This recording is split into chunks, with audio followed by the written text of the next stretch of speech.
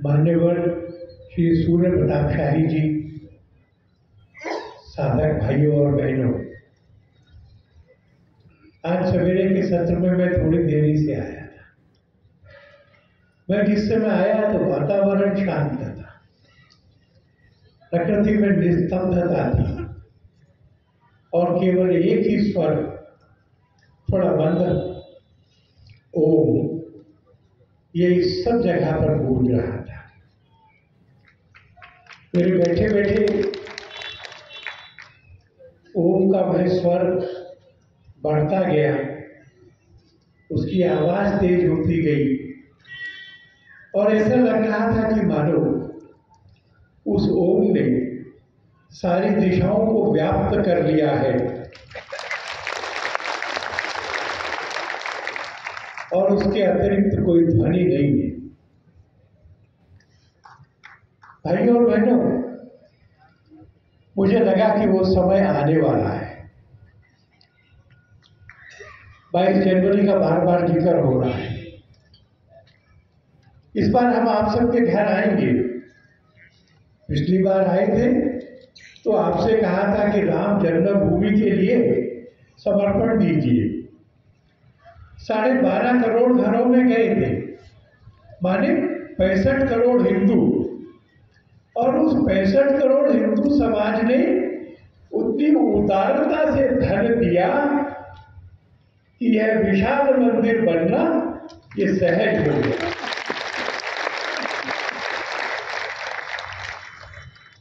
अब इस बार आएंगे तो कुछ मांगने नहीं आएंगे। हमने पूरे विश्व में रामलला के मंदिर में पूजित अक्षत और हल्दी मंगाई, उसका पाउच देकर के आपको निमंत्रण देंगे।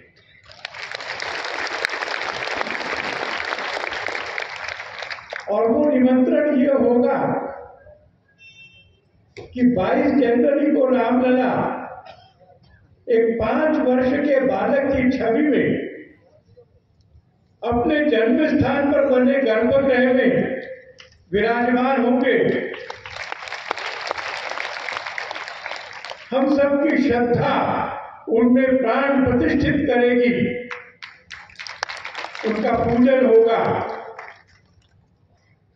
उस दिन हम आपसे अक्षत और हल्दी देकर के आपके घर में ये निमंत्रण देंगे कि गोदी के बच्चे से लेकर के व्हील चेयर पे चलने वाला बुजुर्ग अपने घर का टीवी नहीं देखना, अपने मोहल्ले में जो मंदिर है उसको अयोध्या मान लेना।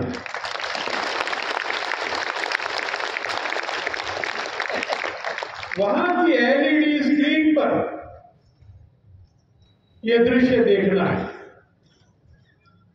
कल्पना करनी है कि हम वहां प्रत्यक्ष शामिल हैं। देश के, विश्व के 5 लाख मंदिरों में या उससे ज्यादा मंदिरों में हम सब एकत्र होंगे, दर्शन करेंगे और उस दर्शन के बाद में, प्राण प्रतिष्ठा के बाद में, पूजन के बाद में जब आरती होगी तो हम सब खड़े होंगे, आनंदित होंगे। उस मुस्कुराहट और आनंद के साथ जो हमने आज के सत्संग में प्राप्त किया है, ताली बजा करके विश्व भर के 5 लाख स्थानों से जब ये राम जी की आरती गूंजेगी तो सारी दिशाओं को व्याप्त कर देगी।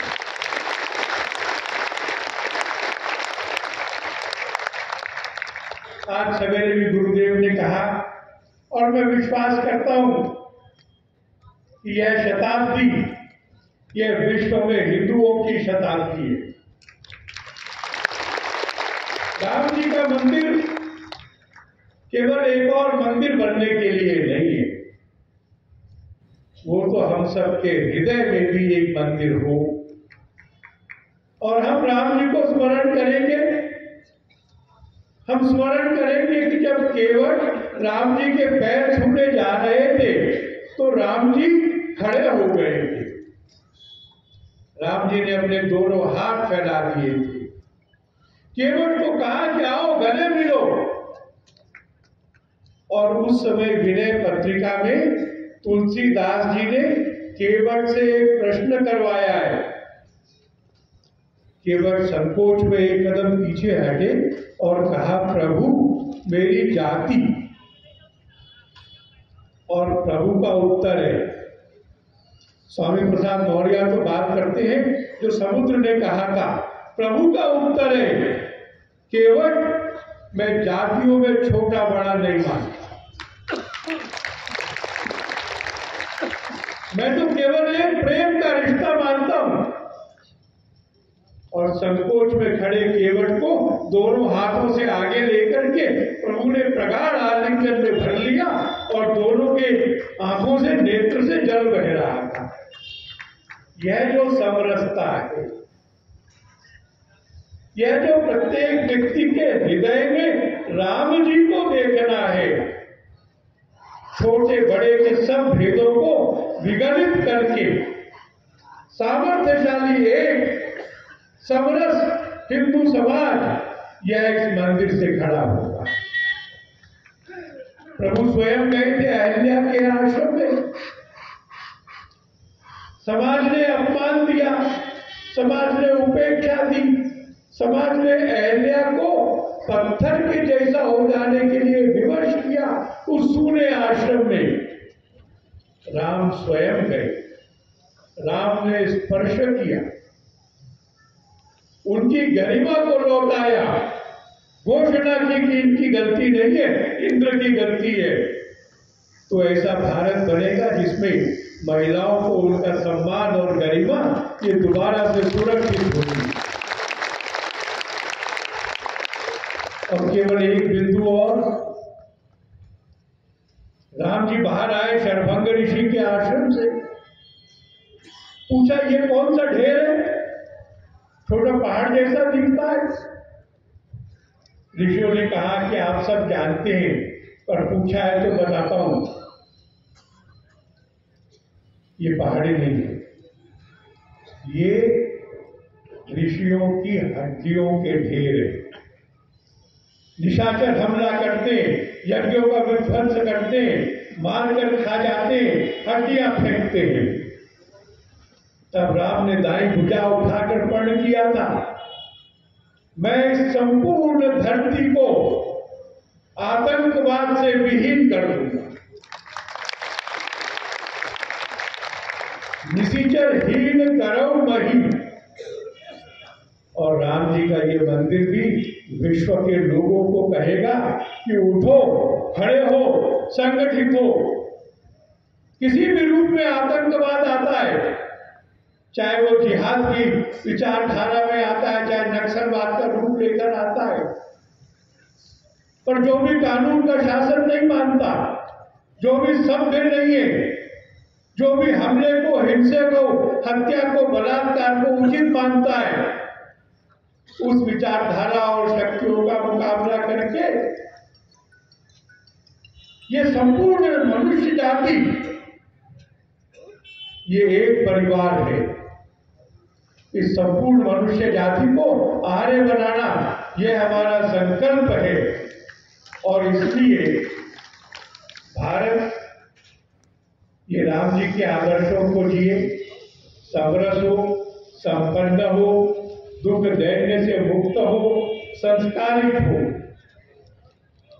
तब ऐसा होगा कि भारत माता सबसे ऊंचे सिंहासन पर विराजमान होगी।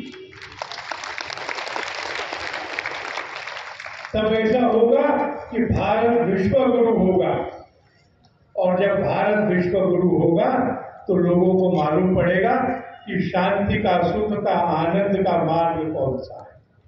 वह आनंद जो आता जाता नहीं है, जो आता है और बना रहता है।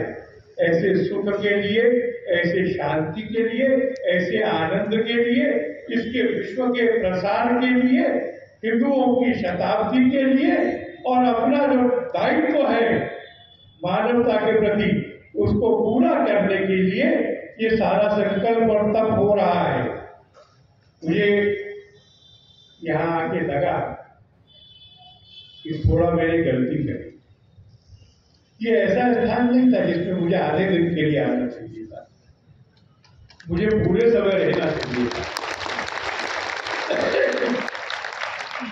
ईश्वर जब जैसा भाग्य देंगे तो वैसा भी करूंगा, पर मैं कह सकता हूं कि मैं जितनी थोड़ी देर भी सत्संग में रह पाया उससे मेरी दृष्टि में, मेरे अंतर में, मेरे आनंद में कुछ समृद्धि हुई है। मैं कृतज्ञ हूं। मैं प्रणाम।